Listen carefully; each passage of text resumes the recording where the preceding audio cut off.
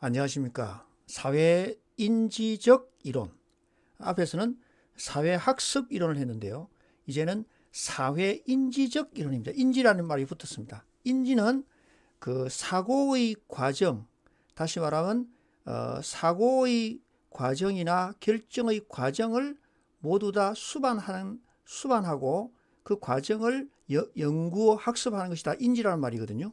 그러니까 사회인지적 이론은 의사결정을 하게 되고 그 의사결정을 하게 되는 그 인지적 과정을 모두 다 연구하는 그러한 이론입니다. 그래서 반두라에 의해서 사회인지적 이론이 성립되었습니다. 자, 먼저 보십시다. 반두라의 사회인지적 이론을 필요하는데 필수 개념을 한번 보도록 하겠습니다. 필수 개념. 자, 먼저 상호결정론입니다. 반두라는 행동은 사람과 환경의 상호작용에서 비롯된다고 봤습니다. 다시 말하면 행동의 외적 결정 요인이 있지만 내적 결정 요인도 있고 외적 결정 요인도 있지만 행동은 배타적으로 내적 요인이나 외적 요인에 의해서 또는 단순한 조합에 의해서 결정되는 것이 아니다. 다시 말하면 행동은 외적 과정과 내적 환경 간의 복잡한 상호 과정의 결과로서 나타난다. 다시 말하면 개인과 환경의 복잡한 상호 과정으로 상호작용의 결과로 행동이 결정된다.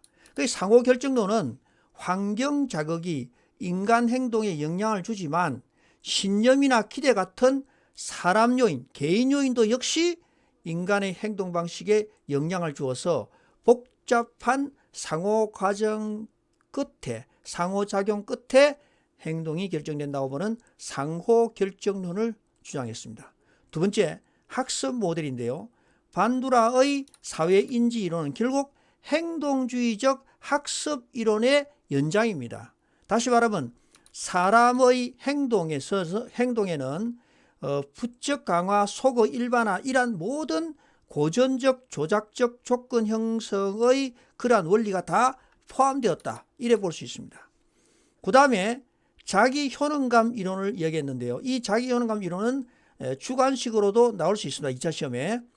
반두라는 자기 효능감의 개념을 발달시키고 정교화시켰는데 자기 효능감이란 어떤 일을 수행하는 데 있어서 성공적으로 수행할 수 있다는 개인의 신념을 말합니다. 다시 말하면 자기 효능감은 개인이 특별한 상황에서 자기의 행동 능력에 대한 믿음입니다.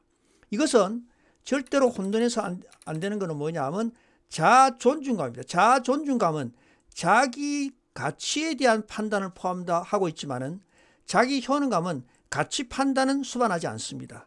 다시 말하면 어떤 일을 수행할 수 있는 자기 능력에 대한 믿음을 말합니다. 그래서 이 자기 효능감의 원천을 보면은 첫째는 어떻게 해서 자기 효능감이 생기느냐? 첫째는 성취 경험이 있어야 됩니다. 내가 그 일을 성취했다는 경험. 두 번째, 대리 경험이 있어야 돼요. 타인이 성공했다. 저 사람이 성공하는 거 보니까 나도 할 수 있다는 이런 믿음이 생기는 거죠. 세 번째, 사회적 설득인데 이거는 사회적으로 또는 언어적으로 그러한 설득의 효과. 다시 말하면 주변인 사람, 내 같으면 부인이 그 일 당신은 할 수 있어. 아니면 내 옆에 있는 친구가 당신은 충분히 할 수 있어. 이러한 사회적 설득이 자기 효능감을 결정한다고 그랬습니다. 네 번째, 생리적 상태와 반응. 어떤 자기의 가지고 있는 스트레스 그리고 자기의 생리적 반응 이것들이 자기 효능감에 영향을 줍니다. 자기 효능감은 개인 자기 효능감뿐만 아니라 집단 자기 효능감도 있습니다. 집단 자기 효능감은 집단의 목표를 달성하기 위한 행동을 조직하고 수행할 수 있는 능력에 대한, 즉 집단의 목표를 달성하기 위한 능력에 대한 집단의 공유된 믿음입니다. 예를 들면 우리나라 삼성그룹이라 그러면 옛날에 삼성그룹이라 그러면 제일주의라는 그런 개념이 있었거든요. 이 제일주의는 우리는 제1이다 하는 이러한 능력에 대한 강한 믿음, 이것이 집단의 성과를 높일 수가 있습니다. 자, 그러면 이제 정리를 하겠습니다. 이 사회인지 이론은요, 사회인지 이론은 여기 앞에 써야 되겠습니다. 사회인지 이론은 반두라의, 주로 반두라는 뭐를 기초로 했다고요? 자기 효능감 이론을 기초로 성립된 것이다. 자기 효능감. 그리고 그는 행동에 있어서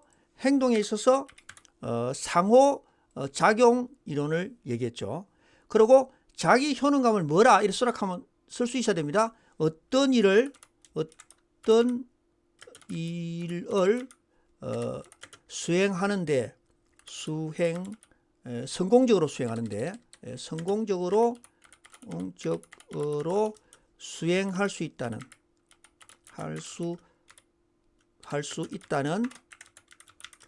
개인적 능력에 대한 믿음입니다. 개인적 능력에 대한 믿음이에요. 그러니까 이 개인적 능력에 대한 믿음이라는 요 개인적이라는 말은 빼도 되겠죠. 왜냐하면 집단 자아 효능감도 있으니까. 집단 자기 효능감도 있어요.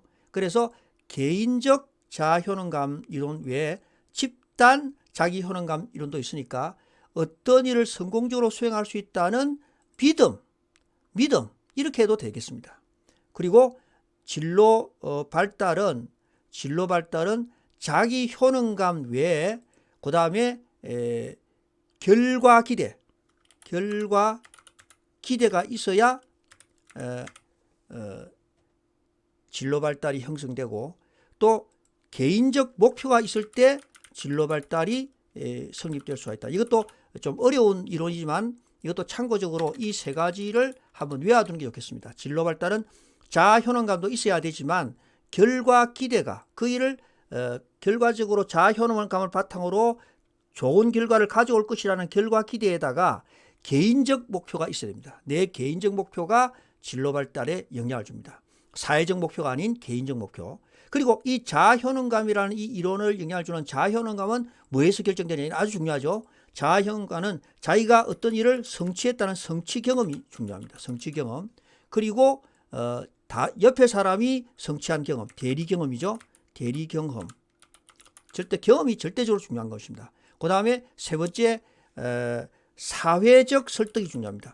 주변 사람의 설득에 의해서, 인정되는 사회적 설득에 의해서 내가 그런 믿음이 생길 수 있습니다. 그 다음에 마지막으로 생리적 상태와 반응. 내가 스트레스를 받지 않고 얼마나 이것을 받아들이느냐.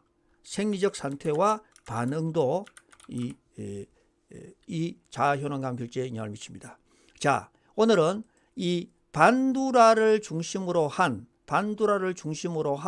이 사회적 인지 이론, 사회적 인지라고 하는 것은 이런 말이 들어갔을 때는 벌써 그 어떤 사고 과정이 포함됐다는 얘기죠. 사고 과정. 그리고 행동을 결정하는 것은 상호 결정론을 얘기했고, 그 다음에 학습 모델이 중요하다고 봤습니다. 그리고 자기 효능감, 자아 효능감을 봤는데, 이 자아 효능감은 아까 얘기했다시피 경험이 중요하다고 그랬어요. 성취 경험, 대리 경험, 그리고 사회적 설득. 네 번째는 생리적 상태와 반응, 이렇게 결정된다고 보았습니다. 오늘은 사회인지적 이론에 대해서 얘기했습니다. 감사합니다.